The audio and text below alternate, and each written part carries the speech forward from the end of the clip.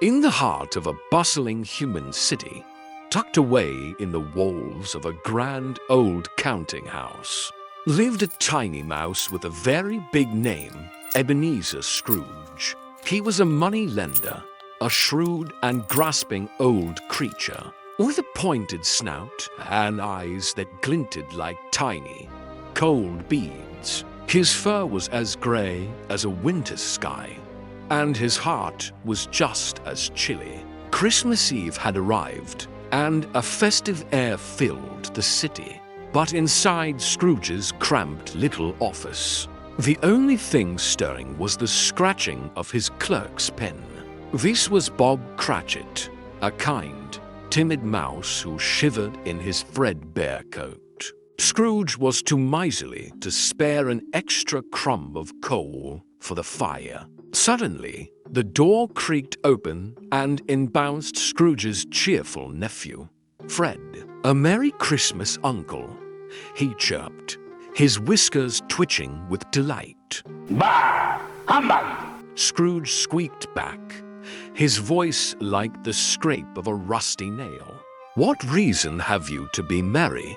You're poor enough." Fred, undeterred, invited his uncle for Christmas dinner. Scrooge flatly refused, grumbling about paying a day's wage to Bob for doing nothing on Christmas Day. With a final humbug, he shooed his nephew out the door. Later that evening, as Scrooge trudged home through the snowy alleyways to his gloomy, hollowed-out section of the wall, he was in for a shock. The knocker on his tiny door, usually a simple rusty tack, suddenly shimmered and took the shape of a face-to-face of his old business partner, Jacob Marley, who had been dead for 7 years. Scrooge blinked, and it was a tack again. Shaking his head, he scurried inside, locking the door tight. He tried to settle down for the night, but a clanking noise echoed from the floorboards below. It grew louder and louder until a ghostly figure floated right through the solid wall. It was Marley's ghost, bound in heavy chains made of cheese graters, ledgers, and coin purses. "I wear the chain I forged in life," the spirit moaned. "I am here to warn you, Ebenezer. You have one chance to escape my fate. You will be visited by 3 spirits." With that, the ghastly apparition vanished, leaving Scrooge trembling in the darkness. True to Marley's word, as the clock struck 1, a soft light filled the room. A strange, flickering figure appeared. It was the ghost of Christmas past, a gentle spirit with a warm, glowing presence. It took Scrooge by the paw and led him on a journey back in time. They soared out of the wall and into memories Scrooge had long since buried. He saw himself as a lonely young mouse left behind at boarding school during the holidays. He saw the festive party at old Fezziwig's warehouse, where he had been a happy apprentice. He remembered dancing and celebrating, his heart full of joy. Then a sadder scene appeared. A beautiful she-mouse, Belle, his former love, was breaking off their engagement.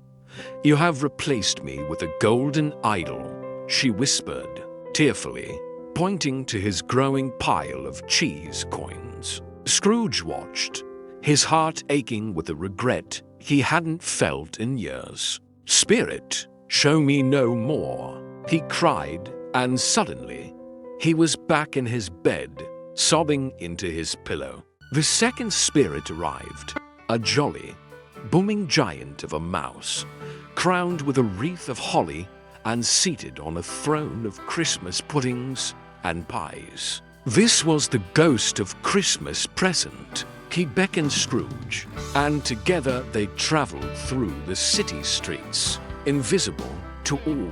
The spirit sprinkled a special cheer from his torch onto everyone they passed. They visited the humble home of Bob Cratchit. The Cratchit family, though poor, was rich in love. They huddled around a tiny Christmas feast, making the most of what little they had. Scrooge's eyes fell upon a small crutch leaning against a stool. It belonged to Tiny Tim, Bob's frail, sweet-natured son. God bless us, everyone. Tim squeaked in his weak but cheerful voice. Scrooge asked the spirit if the little mouse would live. The ghost replied gravely, "If these shadows remain unaltered by the future, the child will die." The words struck Scrooge like a physical blow. Next, they observed his nephew Fred's Christmas party. They were playing games and laughing, and though they poked fun at Scrooge's miserly ways, Fred still raised a glass to him. "To Uncle Scrooge," he said, "a Merry Christmas and a Happy New Year to the old mouse, wherever he is." Scrooge felt a pang of warmth, a longing to be there with them. As the night wore on, the ghost grew older, and from beneath his robes, two wretched, starving little mice children appeared. The spirit called them ignorance and want. "Beware them both," he warned, before fading away into the mist. A new figure emerged from the fog. It was tall, silent, and draped in a black cloak that hid its face and form. It was the ghost of Christmas yet to come. The phantom pointed a bony finger, and Scrooge, trembling with fear, followed. They witnessed scenes of the future. Mice in the city spoke of a miserable old miser who had died alone. No one mourned him. Instead, they were relieved. A laundress, a charwoman, and an undertaker's assistant were even seen pawning the very curtains and bedclothes they had stolen from his deathbed. The ghost then led Scrooge to a quiet, neglected corner of the churchyard. It pointed to a simple, unkept gravestone. Scrooge crept closer and, brushing away the snow, read the name etched into the stone. Ebenezer Scrooge. He fell to his knees, horrified. He saw the Cratchit family grieving for Tiny Tim. The vision of his own lonely, unloved death and the sadness it would fail to prevent finally broke him. "Spirit, I am not the mouse I was," he wept. "Assure me that I yet may change these shadows you have shown me by an altered life." He awoke with a start, tangled in his own bed curtains. It was morning, Christmas morning. He was alive. The spirits had done it all in one night. He felt as light as a feather, as happy as an angel. He flung open his window and called down to a young mouse in the street, asking him what day it was. "Why, it's Christmas Day," the boy replied. Scrooge was overjoyed. He sent the boy to buy the biggest prize turkey from the poulterers, big enough to feed a whole family of mice for a week, and had it sent anonymously to the Cratchits. He dressed in his best clothes, scurried into the street, and wished a Merry Christmas to every mouse he met. He went to his nephew Fred's house and was welcomed with open arms. The party was wonderful, and Scrooge was the life of it. The next morning, he played a little joke on Bob Cratchit, pretending to be furious that he was late. Then, with a twinkle in his eye, he declared he was raising Bob's salary and would help his struggling family. Bob was stunned. Scrooge was true to his word, and so much more. He became a second father to Tiny Tim, who, thanks to his help, did not die.